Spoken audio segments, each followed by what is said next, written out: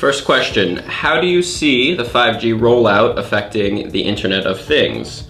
Will older devices still function despite some devices pushing more data at a faster rate? Sure, yeah. So if we take a look at the last few years, the rollout of IoT devices, you'll notice a slow and steady progression. In 2016, so taking the last 4 years, you know, we started out with 6.3 billion IoT devices. 2017, we moved up to 8. Okay. 2018, 11, and then this year, 2020, there's a projection of 20 billion IoT devices. Wow. And you know, these numbers keep changing depending on which which company releases those numbers. But the point is, there's a nice slow and steady progression. 5G is going to change that. It's going to enable a massive scale of IoT devices. So we're going to see lots more IoT devices being deployed much quicker in many more places, and it's going to enable many different applications everywhere from smart cities to healthcare. I had the opportunity to interview Inma Rodriguez from Ericsson on my show, Ask the CEO. Inma is Ericsson's head for the European and Latin American market area. And we had this conversation about 5G and what it's going to enable us and what's the rollout going to look like. Right.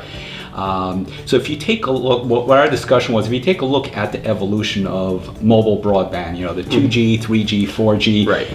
First you had texting, you know, you're able to send a text. Right. Unfortunately, I think we're all still there. Yeah. Then we went to emails and web browsing, and then we went to watching movies on our phones. Streaming, sure. 5G is going to be more than just an evolution. It's going to be more than just another G. It's going to be exponential. I mean, you know, let's talk about applications such as smart cities. Autonomous vehicles are a big topic, right? Sure. One of the things it's going to enable is that connected infrastructure. Right. So as we human drivers, we operate our vehicles, we interact with everything, with the whole environment around us. We're looking at a distance, at the traffic light 6 blocks away to know how fast we can go in order to get that yellow light to get past there. You know, we see that idiot that's about to cut us off and all sorts of things. You know, we're interacting with the whole environment. We could see black ice on the road if we're paying attention and we know to slow down and so on. Autonomous vehicles today are relying on radar and optical technology in order to be able to drive safely, but that connection to the infrastructure is still lacking. 5G technology is going to enable that. The road is going to tell the vehicle, hey, there's ice on me, you know, reduce speed. And same thing, the traffic lights, the intersections. And that's going to make not just autonomous vehicles, but even the human-driven vehicles much safer. And that's just one application. Right. Healthcare is another one. So telehealth is a big deal. It's not a new technology. You know, we've been using telehealth for quite a number of years, but it's expanding. 5G is going to enable telehealth to expand, to allow doctors to do life-saving surgeries for people in developing countries that don't have access to medical care through robots. There was a story recently, an astronaut on the International Space Station needed some medical care. Really? And a doctor from Earth was providing assistance on the phone. Wow. I didn't hear about that. You know, we're going to Mars. Elon Musk, I don't know if he's sending a hospital to Mars. Elon, if you're listening, you know, you may want to do that. Yeah. But I'm sure Elon is going to send a medical robot. Right, Elon? Yeah.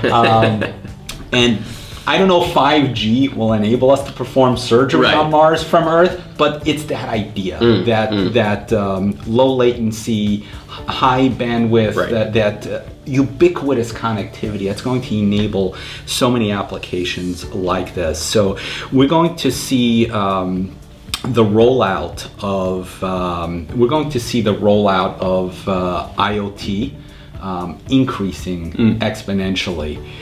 Now, in terms of your question about older technology, Right. How does that factor in? Yeah. You know, generally when we see improvements in a field, sometimes there's the lag behind of older devices, not always a device, but can cause a delay in adaptation to the newer model. Yeah. So I come from the telecom world. Sure. And it's interesting when the companies I worked for, we had these marketing presentations.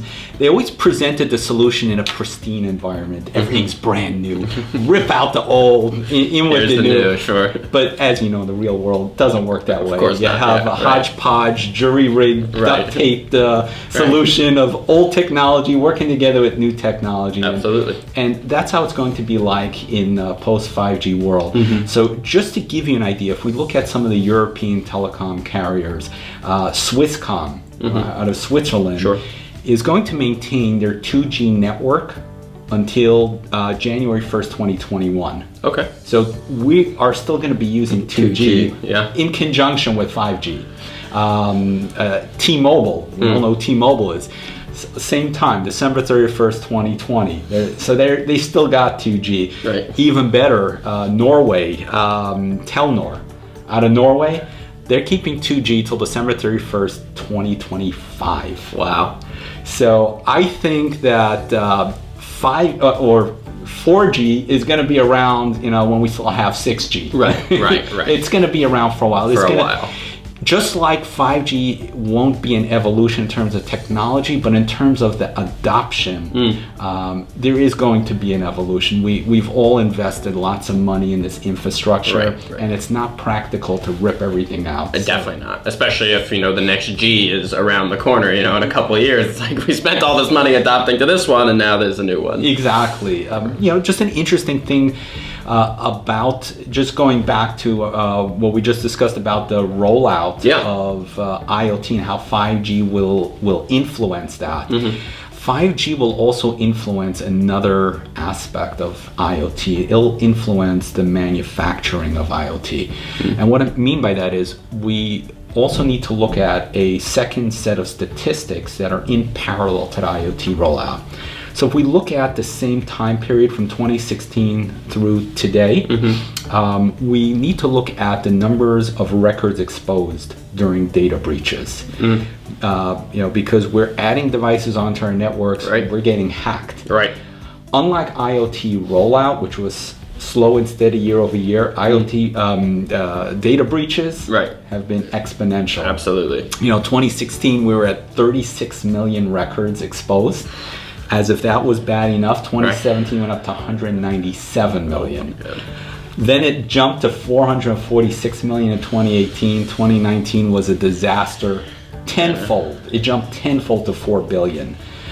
This year, people are still hung over from New Year's. I mean, we're literally 2 weeks into a new decade, and Honda was just breached, and we've got 1 billion records down the drain. Oh my God. So, it's getting better and better. We're adding, I saw a statistic, we're adding 127 connected devices per second.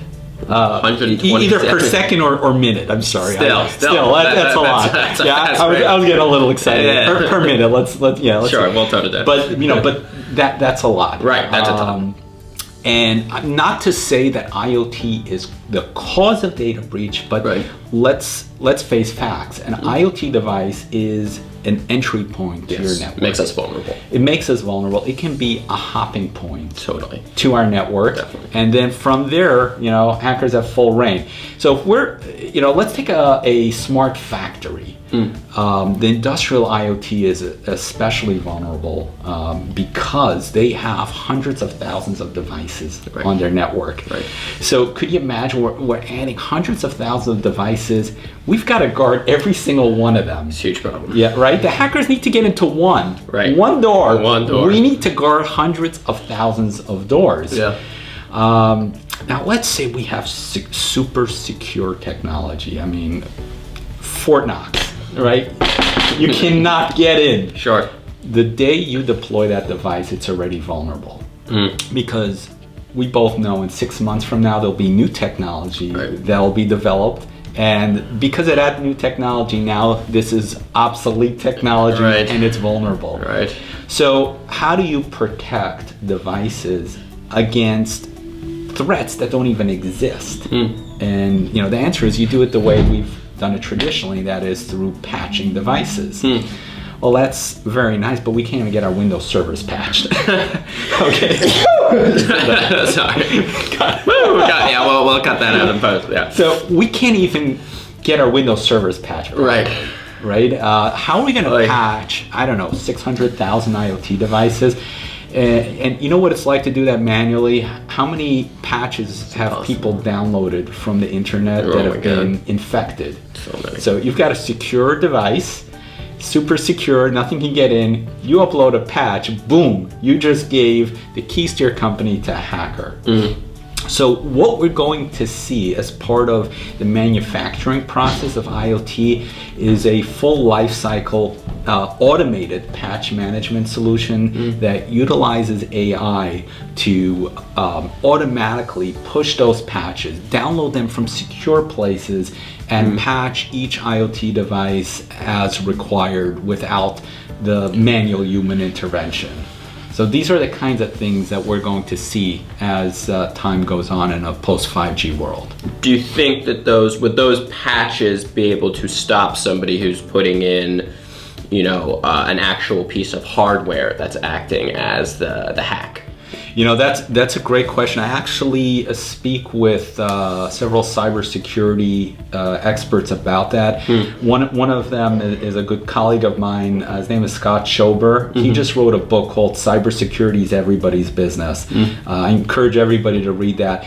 His company, Berkeley Veritronic Systems, based out of Metuchen, New Jersey, specializes in that kind of threat detection. So that would require a different methodology because software, can guard against software and maybe to some extent hardware, but sometimes that chip bypasses the OS, bypasses everything, and we need a different kind of protection for that. Absolutely.